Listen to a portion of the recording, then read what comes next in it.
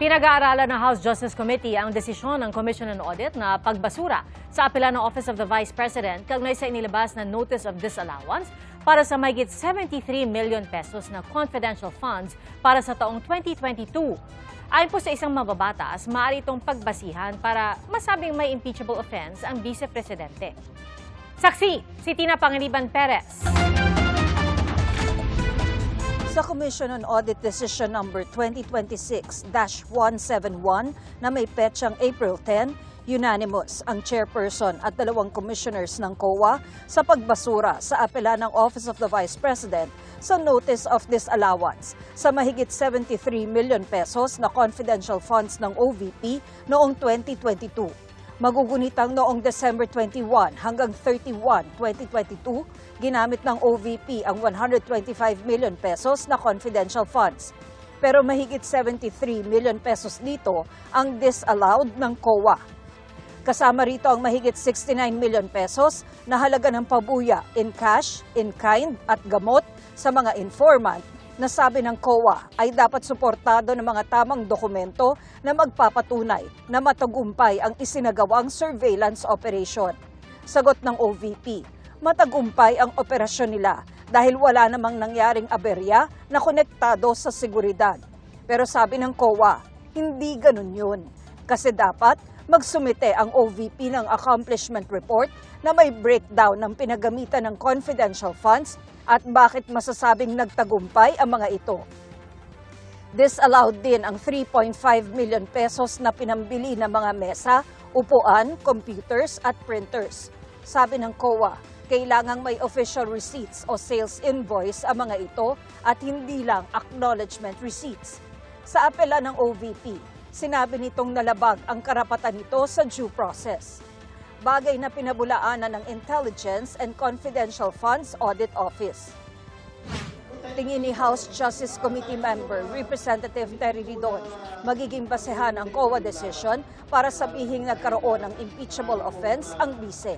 So the fact that the Vice President and two of her OVP officials are being asked to return 73 million is already the proof that that the use was improper, that the use was irregular, that there was a misuse of confidential funds. And therefore, I think as far as the House is concerned, it will basically rise to a level of an impeachable offense, particularly betrayal of public trust. Kasi syempre, public office is a public trust. Yung pong ganito pong paggamit ng pera, people had been jailed for less.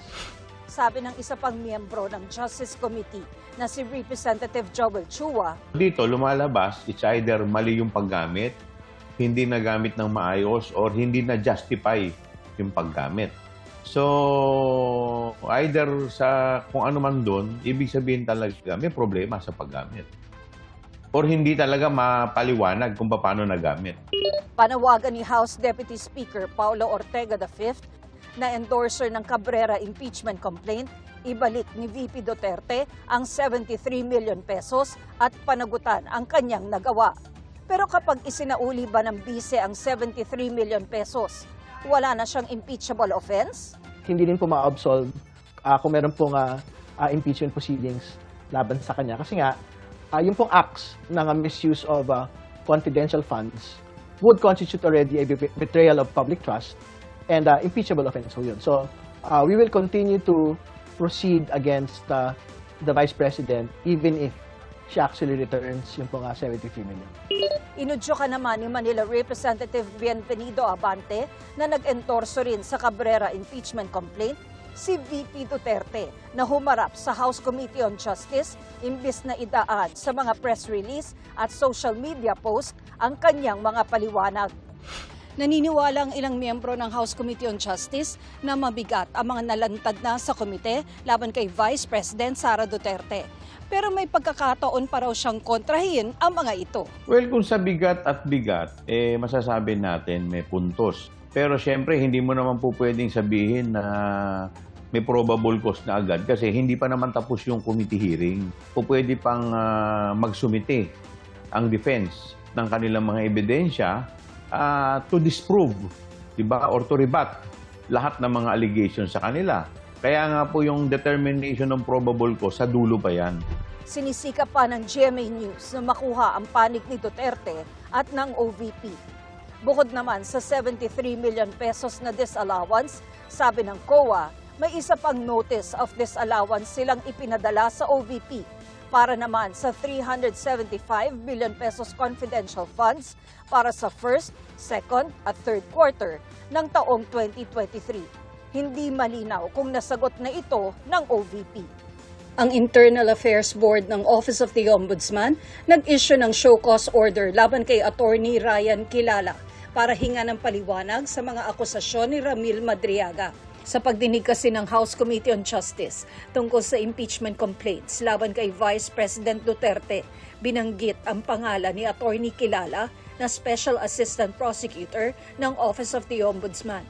Sa testimonya ni Ramil Madriaga, sinabi niyang nagbigay umano siya ng 2 duffel bag kay Kilala na may laman umanong tig 30 million hanggang 35 million pesos bawat isa. Binigyang diin ni Assistant Ombudsman Miko Clavano na mahalagang masiguro ang integridad ng Ombudsman sa pamamagitan ng masusing investigasyon. Yes. With regards to Attorney Ryan Kilala, the office, through the Internal Affairs Board, had already issued a show cause order. So this is something that we will pursue to make sure that yung integrity ho ng ating opisina ay nandun pa rin. We get to the bottom of it. Paglilinaw ni Clavano, ang show cause order ay hakbang upang hinga ng paliwanag si Kilala at hindi pa ito kaparusahan. Nananatili rin umano sa tungkulin si Kilala habang isinasagawa ang proseso.